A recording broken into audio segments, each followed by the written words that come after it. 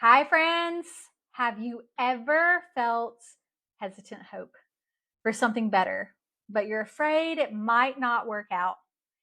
Maybe the last few seasons of life you took caution and you were unsure of getting your hopes up and if it was even worth it.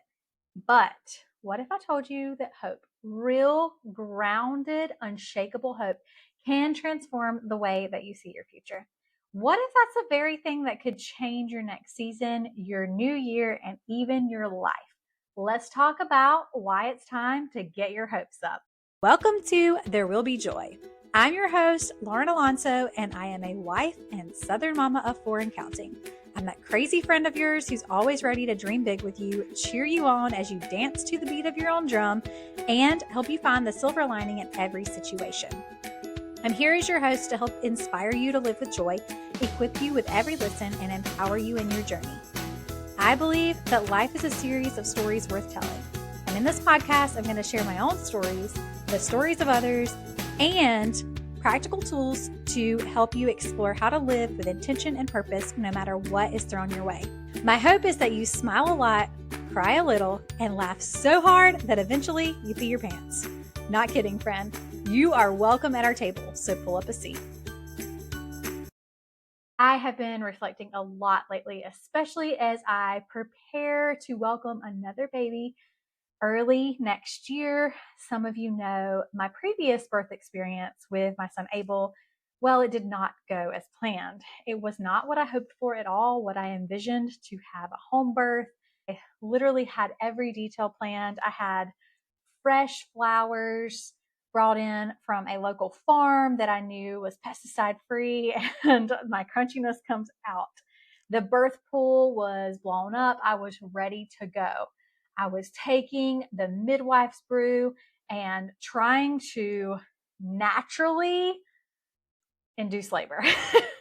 At 42 weeks, it turned into a hospital induction. Now I'm like, what if this birth does not go the way that I plan it? How do I prepare my heart for the unknown? Am I holding on to fears from past experiences that I need to release in this new chapter? What happens if I get my hopes up? Last week, my midwife actually challenged me to start envisioning my birth. This is a moment that I've been hesitant for, and I'll be honest, as hopeful of a person as I am, it is something that has come from a lot of hurt and pain. And I've tried to turn things around, but sometimes it just doesn't happen. That experience of a hospital birth not going as planned, not going natural, it left me with some fears that I knew looking me square in the eyes was going to happen at some point during preparing for this new birth. But as I look ahead to another home birth, instead, I'm choosing hope. It's not about ignoring the risks or pretending everything will be perfect, because let's face it, life's just not. It's about trusting that God's plans are good. And even when they don't look the way that we expect them to, He is still good. Holding on to that truth has given me peace in this season, and I hope it encourages you too. So I want to give you some practical steps for cultivating joyful expectation. Let's talk about.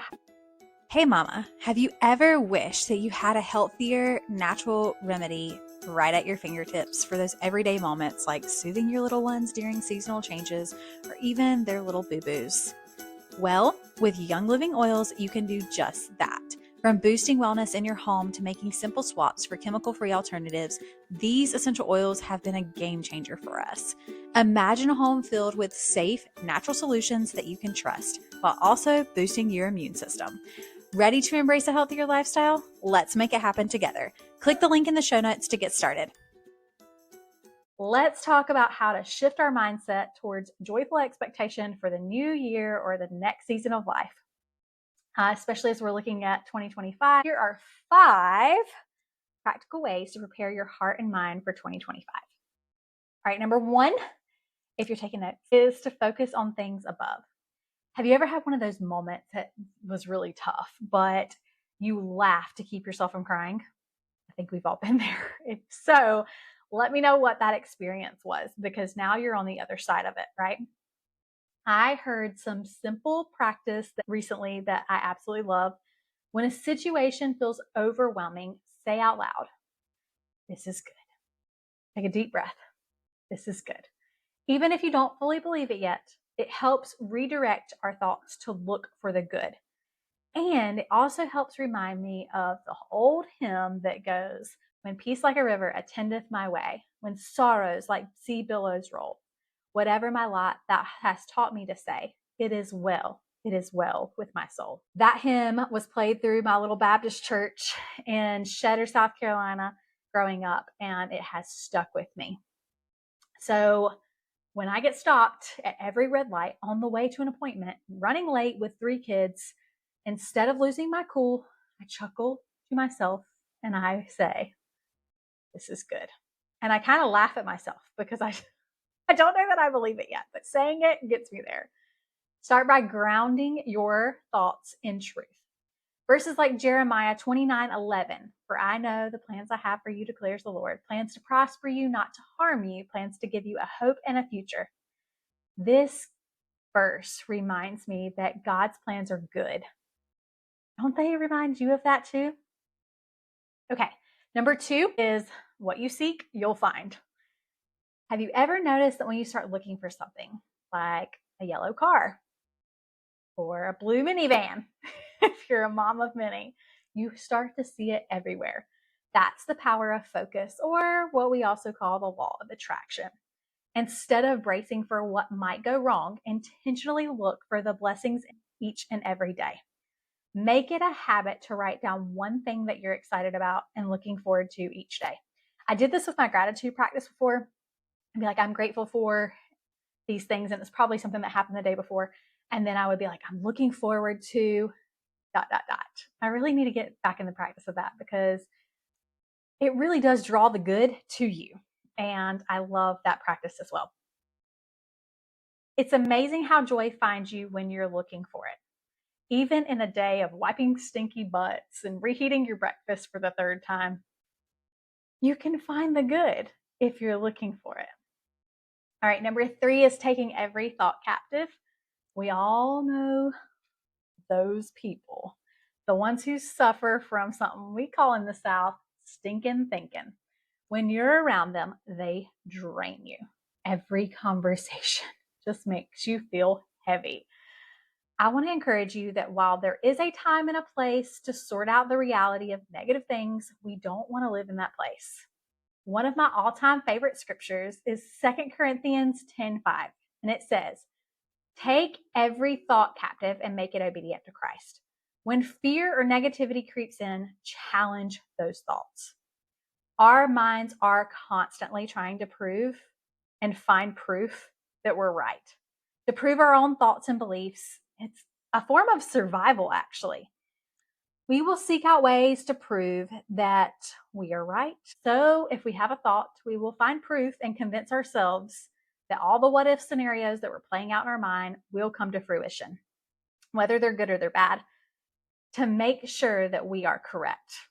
This is called coming into agreement. And when you come into agreement with a thought, you start believing it and then living it in your life. Instead of taking on negative mindsets, we need to make habits, like get in the habit of finding a promise that God has already declared over our lives in Scripture and come into agreement with those things instead, that are righteous and holy, or remind ourselves of God's past faithfulness. We will transform our worried nature into a place of hope if we do. Hey friends, if you love simplifying life with handpicked treasures for your home and family, you've got to check out our Amazon storefront. I've curated shopping lists for everything from kids and motherhood to holidays, crafting, and even essential oil DIY supplies. Plus, you'll find my favorite picks for cooking and family activities. Head to the link in the show notes to explore and find something special that brings you joy every day. All right, number 4 is protect your peace. This is one of my favorite illustrations, and you've probably heard it a million times or some variation of it. But let's talk about boundaries. Oh, it's a dreaded word, isn't it? It seems so negative and so heavy. Boundaries are something that are a must when you're cultivating joy in your life. Boundaries are good. They are healthy. They are like gates. Imagine that your life is protected by this pretty little fence. okay? Your life sits inside the walls of this fence. And it's necessary to have that fence to keep out anything that you don't want in your life or you don't need in your life to protect your family, right? However, boundaries are more like a gate where you control who comes in and who goes out and when. You are in control, friend. We don't realize it, or maybe we just seem to overlook the challenges that we face in life that come at us. We're ultimately responsible for how we respond and how far we allow them to affect us. I urge you to protect your peace at all cost. That includes family members, friendships, and relationships that are costing us peace. I'll talk more about that in a future episode, especially as we near the holidays, because everyone needs a little reminder. Boundaries for family members. Here are some things we need. Good, healthy boundaries in that we sometimes shrug off or we normalize. And without realizing it, we come into agreement with these simply by exposure to the negativity. If we're allowing our lives to be consuming all the time what's in front of us, whether it's social media or news, TV shows or podcasts, I know a lot of people who suffer from paranoia simply because of the things that they're scrolling through, exposing their minds to, and letting that doom set in. Instead, you can simply replace these things with uplifting things, worship music, or your favorite jazz music, Christmas music, whatever, encouraging podcasts, or a good book. And for my true crime friends, maybe save those binges for another season. No judgment there. All right, number 5 is releasing control. Lastly, surrender your plans to God. Proverbs 16:3 says, commit to the Lord whatever you do, and he will establish your plans. Ultimately, trusting him with the unknown opens the door for peace and allows you to embrace the present moment fully. It's almost like there's this lighter burden to carry when we remind ourselves that we're not in control and that God is. Instead of trying to figure it out all on our own, surrender your plans to God, whether it's a big event or just bedtime. His plans might be a beautiful chaos, but where joy often hides. Friends, I am preaching to the choir on this one. I want to challenge you to journal about areas where you might be holding too tightly to control and ask God to help you trust his timing. Use reminders like sticky notes, alarms labeled "Let It Go" to practice this discipline consistently. All right, I want you to know that I am literally sitting in this with you in this season. I am walking through the valley of doubt and disappointment, especially around my home birth. I talk about joy a lot, but it's because I'm constantly seeking it to find it because my life has not been easy. It's been filled with challenging things like the loss of a child, an adoption through foster care, a husband who I've lost as well, and situations that are constantly out of my control. But here's the thing. I could go into this birth thinking about all the things that could go wrong again, and I would find a million reasons to live in fear. But I'm reminding myself daily, even moment by moment, that God is not out to harm me, that he will protect me, and regardless of the outcome, he loves me. And he loves you too, friend. So I might as well be spending my time getting my hopes up and looking for goodness, not living in fear and panic, but reminding myself that peace and joy are mine for the taking. Friend, I don't know what circumstances you're facing right now and in the coming season ahead of you, but I do know the same is true for you that is for me. Remind yourself to breathe in and say, this is good. Start focusing your attention on what is good. Take those negative thoughts captive. Bring them into alignment with what the Lord says. Protect your peace. You are the gatekeeper of your mind, and release the weight and the burden of control back to him. If this episode resonates with you, I would love for you to join me in the Joyful Life Workshop. The doors are officially open. In this workshop, I will walk you through the Joyful Life Goal Planner. I have handcrafted a step-by-step process to help you start your year with a fresh outlook. This is a 3-part series all about creating a vision for your life that's rooted in hope, intention, and purpose. I will walk you through the steps to rest and reflect, refresh your values and vision for the coming season, and get ready to embrace your next season of life as many times as you like. By the end of this workshop, you'll have a vision for the next 12 months, 3 years, 5 years, and beyond. You will know how to align your daily choices to your goals to help you achieve the life that you have yet to live. You'll be creating healthy boundaries for yourself, know exactly how to create joy in your life, and live with joyful expectations to get your hopes up. I promise you, you will return to this year after year, season after season, and you'll be ready to embrace all the goodness that's coming your way. Details are in the show notes. I hope to see you there. I want to leave you with this one verse. Finally, brothers and sisters, whatever is true, whatever is noble, whatever is right, whatever is pure, whatever is lovely, whatever is admirable, if anything is praiseworthy, think about such things. Philippians 4:8. Let's get our hopes up, friends. Friend, let's celebrate. You've just finished another episode of There Will Be Joy. So I challenge you, find a friend to share this episode with, give them a big hug for me, and remember, keep spreading joy.